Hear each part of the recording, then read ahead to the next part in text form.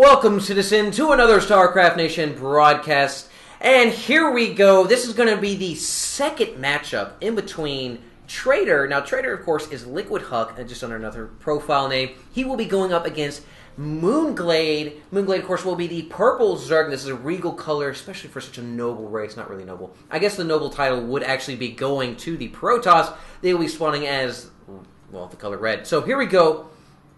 If you didn't join me for the first one, you should join it. Spoiler alert.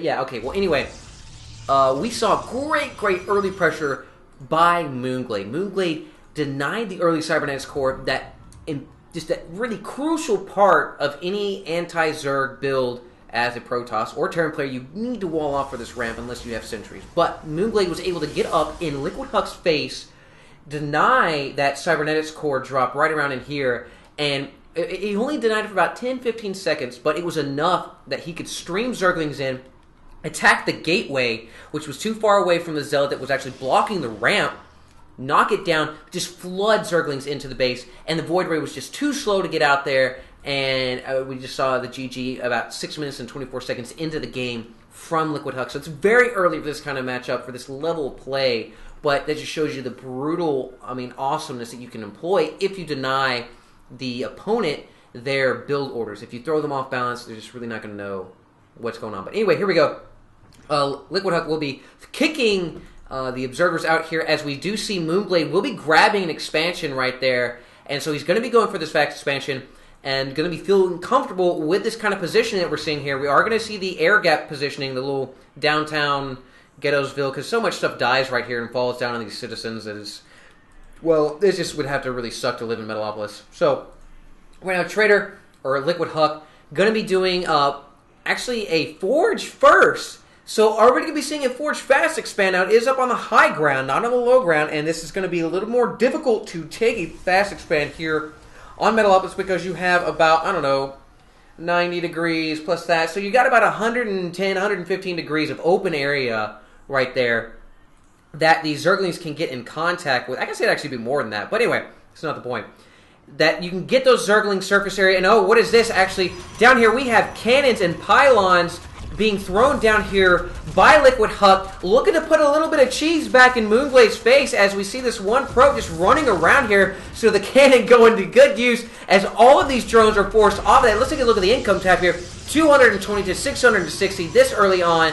Now, we've only seen one pylon actually destroyed. Cannons just being canceled here. Looks like he's going to be forced to cancel another one and yet another one, as we only see 3 drones on the middle line at this point for Moonglade. So Moonglade actually destroying the other pylon, forcing the cancellation of the other cannons as well. 2 probes inside the base of Moonglade. So Liquidhuk looking to get a little cheesy here. We'll be throwing down a gateway on his ramp, and actually going to be grabbing 2 assimilators simultaneously.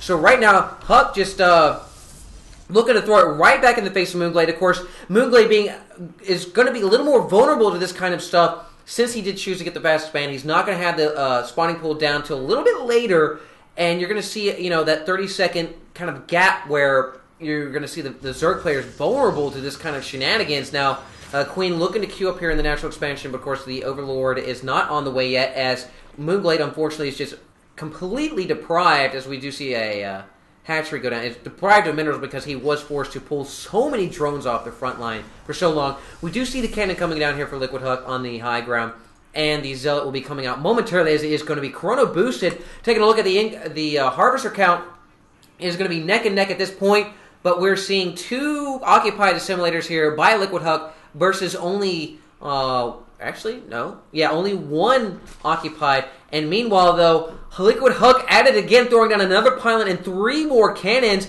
as we see reactionary spine crawlers here by Moonglade. And Moonglade can see them right there, and the cannons will be finishing up here, and even the probe jumping in and will be trying to damage the spine crawlers before they actually are able to come down. Now, these cannons not going to have full range of attack on all of these spine crawlers here, as the one spine crawler will be going down, as it's actually canceled by Moonglade right there. So 3 crawlers will be here. This extractor will be denied, and the the harvester count is starting to climb in the favor of Moonglade ever so slightly, but here we go. All three of these crawlers will be moving up here momentarily. Going to be trying to get in range for this one photon cannon as they will be digging in. I don't think that this photon cannon is going to have much longer to live, as the first crawler will be going out second, and the third crawler, so this cannon short to live, as it will be able to kill, just barely not able to kill this one spine crawler, as the other spine crawler will actually be moving up here only one at a time, so this photon cannon will be able to kill it, as it will be trying to dig in. Meanwhile, though, taking a look at the production tab, we do have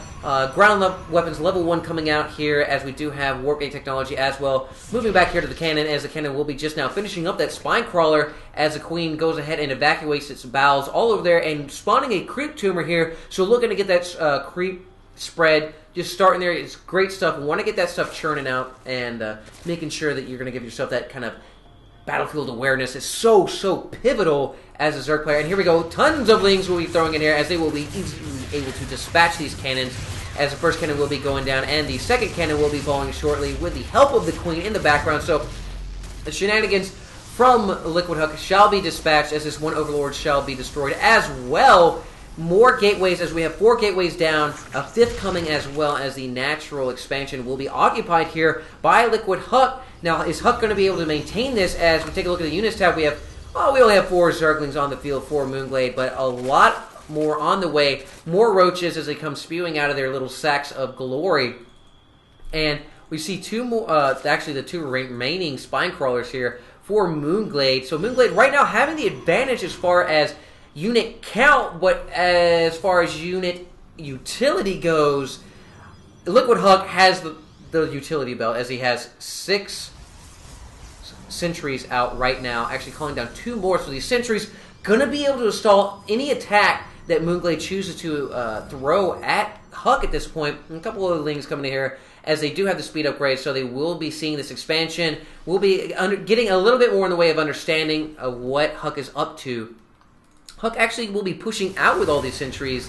Now, the sentries by themselves are really not going to be that potent against the roaches, but those force fields will be able to deny any sort of attack, and we'll actually be able to separate them if you so choose. And here we go. Force fields coming down here, as a couple of unfortunate roaches get caught out in the front, and Zerglings come in here from the rear, but there's just too many sentries, so the Zerglings really do anything, as we have 1 trapped roach right there, as the force fields do start to dissipate, and it does look like sentries will be retreating post-haste right here.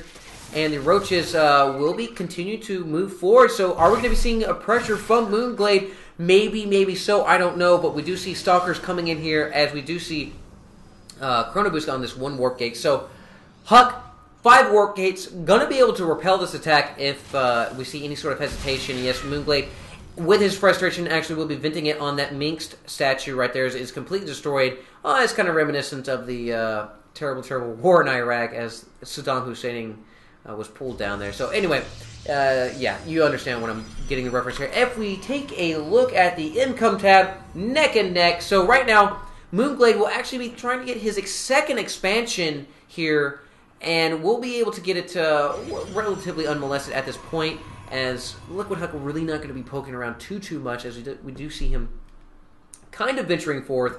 Nothing too serious. If we take a look at the losses tab, we're seeing Huck a little bit behind, but of course, he did lose the 3 cannons, and he did lose 3 pylons as well. But he did also pause a lot of what Moonglade was up to. Actually, 2 of those creep tumors will be going down. So Liquidhuk trying to trim the hedges here as far as creep tumor spread goes. We do have the robotics facility coming down right now, as we see Group Spines, Burrow, and Glial Reconstitution finishing up here momentarily for Moonglade. So Moonglade gonna be gearing up here to do a lot of damage here in the next little bit, as we take a look at the army tab, as Moonglade does actually hold about a 20 army count lead at this point. So he did choose to engage. He could do some damage. I don't think he could win outright at this point, because he would actually have to move forward and attack, and there's so many sentries on the ground for Huck that he could stall the attack long enough to reinforce, as we're seeing 120 to 100 at this point. And Huck getting a little ballsy here, as the roaches will be moving up here to the Stalkers. Stalkers will be getting behind the sentries, and no one actually really committing to a battle at this point, as we see the roaches continue to move up here for Moonglade. Moonglade wanting to push his luck, wanting to really test the water here, and he wants to know what exactly Huck has up his sleeve, as neither of our opponents are really that sure of what's going on. As we don't see the expansion. Huck is unaware of the expansion at this point, and is likewise with Moonglade. Moonglade's only aware of these two gateways, the Forge and the Cybernetics Core. But here we go.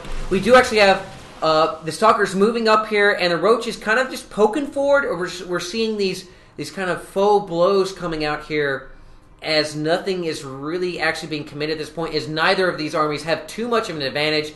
Both of our players are able to see that and wanting to engage on their footing, as you really wouldn't want to engage the Zerg on the creep, as reinforcements can just stream in post-haste. As we see the Hydras on the field, the Hydras just absolutely just lickety split fast on the creep, but off the creep woefully slow. Meanwhile, armor level 1 will be coming out here for Liquidhuk, so Liquidhuk continuing to get these upgrades, and Moonglade as well, as we see the range attack 1 coming up for him. And also going to be getting a little ballsy here, and we'll be grabbing the high yield expansion. So Huck only going to be 1 expansion behind at this point, so he's keeping good pace with his Zerg player, not letting himself getting out macroed. And here we go. The robotics bay will be coming here momentarily as well, and this could be huge considering Colossus plays such a large and pivotal role in the Protoss unit composition against Zerg, especially when you're seeing the Roach Hydra combination. It's just, if you don't have it, you're asking for an ass whooping, because the Roach is going to allow this protective shield. Now, they do their own DPS, but they work in such conjunction. The synergy just cannot be denied, because their range is lower, so they're naturally going to get closer without any sort of micro. The Hydras have the higher range, higher DPS, so they're going to sit back. They're a little softer, but they're pretty vicious, so they're going to be just eating through those gateway units. Now, meanwhile, what do you do as a Protoss player to counter that? You see Immortals and you see Colossus, and that's exactly what we're seeing here from Huck, as we do actually have Thermal Lance upgrade, and we see Twilight Council. Now, this Twilight Council is going to be very crucial for 2 reasons. Charge and Blink. Well, 3 reasons. It's also going to allow him to get the Templar Archives, if he so chooses. I'm sorry. It's going to allow him to build the Templar. So, because we are Twilight Council, Templar Archives, Caldarian Amulet, Sidestorms, Zergo QQ when Sidestorms start to enter the field. But here we go. Moonglade actually moving out here, and not so sure why the intermixing of these units is the way it is, because Roaches and Hydras should be separated. Separate but not equal, honestly, in this situation. You do want to have them segregated. You do want to have them in different positions, because you're supposed to die first. And oh, here we go, actually. We're having civil unrest in the units of Moonglade. Not actually, Moonglade's just wanting to build some Corruptors, because at this point, he knows the Colossus are on the field, and he knows he has to counter them. And what's a couple of Roaches when you can get when a couple of Colossus are on the field? Because you need to get these Corruptors. You need to get the corruption. You want that high DPS on those units, because otherwise the Colossus are going to sit back in those lazy chairs on those spindly little legs of theirs, and they're just going to just rain hell all over your units, especially the Hydras. But here we go. Liquidhuk moving out here for Colossus with Thermal Lance upgrade. Are going to be sitting up here on the high ground, going to be shooting a little bit of hate on this high yield expansion right here. But the Corruptors are going to be coming in here, getting a couple pot shots, and actually lots of force fields coming down here, denying these Hydras. Guardian Shield coming up here for the sentries. Nothing really too committal here, as with that one Colossus was actually taken down. Some Overlord is going to be getting shat all over here, as Moonglade supply locked here by 2, completely maxed out. 2 Corruptors on the way. Armor, attack, weapons level 1 coming as well, and these Corruptors just looking for those Colossus. Guardian Shield coming down once again, and the Colossus will be coming in contact with this, with these Corruptors. Colossus just falling left and right. Force fields denying the surface area for the army to engage these Stalkers. These Stalkers just picking away at these Roaches. These Hydras desperately trying to get in range, and I'm not sure if it's going to be enough, as these Stalkers are completely blinking back here. Nice macro here, as they actually blink forward in a aggressive manner. 2 Overlords just dying there on the vine, as we do see Moonglade in full retreat. Now, we take a look at the army tab, 198 to 159. Moonglade just macroing up a brand new army, fresh off the press, no worries. 13 Hydras, 5 Roaches on the way. Meanwhile, 2 Colossus on the way for Liquidhuk. as he actually has a couple of gateways. He has not turned into warp gates. So Liquidhuk gonna have to lick his wounds a little bit more than Moonglade at this point, just because he can't macro up the army as quickly as a Zerg player. And at this point, we're 20 minutes in, and this is really where Zerg players can shine because they can throw armies away, and this is really what's going to hurt. And here we go, once again, another engagement as Colossus is throwing down Blinkstalkers, trying to get up here, going to try to get rid of these Corruptors, as we do see corruption going down on these Colossus, but all these Colossus will be falling here momentarily. The last one is trying to retreat, Blinkstalkers blinking back, going to be trying to get away from these Hydralisks, away from these Roaches. 26 more Roaches on the way. Moonglade just really on top of the macro here, putting a lot of pressure on this high yield expansion. It does look like he might be able to get rid of this, as the Corruptors look helplessly down on their foes, as they're not really able to do anything, as these Hydralisks just DPSing away. But these Blinkstalkers, great micro here by Hut, and just keeping himself in this game. Lots of Corruptors in there, so many Roaches on the way as they're just streaming in here. And the unfortunate thing about Blinkstalkers is they're good at evading damage, but when it really comes to defending, they have to stand and fight, and they just cannot blink away. And actually, a pretty ballsy Harvester transfer has more Blinkstalkers blinking away. Corruption going down on all of those guys right there, and it does look like this Nexus is about to be sniped. Are the Roaches going to be able to get in here? Yes, as the Colossus do try to actually DPS those units from the rear, as the Corruptors do show up once again. All the Colossus will be going down, and these Stalkers are going to be getting pretty thin at this point. Taking a look at the army tab, 109 actually to 181, as Moonglade just absolutely just replenishing his army one after another. 21 Hydralisks on the way, all of them bursting from their eggs at this point, as we do see Huck just giving up this high-yield expansion at this point, and Huck is in a lot of trouble because he really needs to make something happen here, as he's only going to be operating off of 2 bases, as this one natural expansion is actually going to be looking a little thin right now. Taking a look at the army tab, 195 to 128, a brand new army coming from Moonglade. And is Liquidhuk going to be able to defend against this? I don't know, as these Immortals are going to be replacing the Colossus here, as there's a lot of Roaches on the field. The Stalkers getting in range, and the Roaches just burrowing deep into the bosom of the Stalker army, but there's too many of them, as we do actually see the, all of those Zealots being denied right there as that pylon was sniped, and it does look like the Liquidhuk is going to be in a lot of pain right here as both of the Immortals going down, and there we go, we do see the WW and the GG going down, and it does look like Moonglade will be taking the second matchup here, as he's absolutely just putting it to Liquidhuk. As Liquidhuk had the unit composition, he had the better army, but the Zerg player just able to throw away his army and macro up a brand new one, as he was on he was on 3 bases, but he had several hatcheries. 1, 2, 3, 4, 5, 6, 7, 8 hatcheries there. Wait, I'm sorry, 7 hatcheries, yeah. So he had 7 hatcheries, able to just get so many larvae out there to do so much. He can throw it away. Look at the losses tab. Actually, Liquidhuk is behind on the losses tab, so Liquidhuk really just not able to come back and really cement any sort of victory. So there we go, guys. Thank you so much for joining me today. Once again, thank you for SC2castfinder.com. Look it up. You'll find so many great replays there from me and from every other big name, as I'm definitely a small fry on that site. But hey, I'm glad to be there, as I have high aspirations. So either way, thank you so much. Let me know what you guys think. I love hearing comments from you, as I know things have been kind of quiet on the YouTube channel, but I promise you there's more to come. So as always, citizens, thank you so much, and stay safe.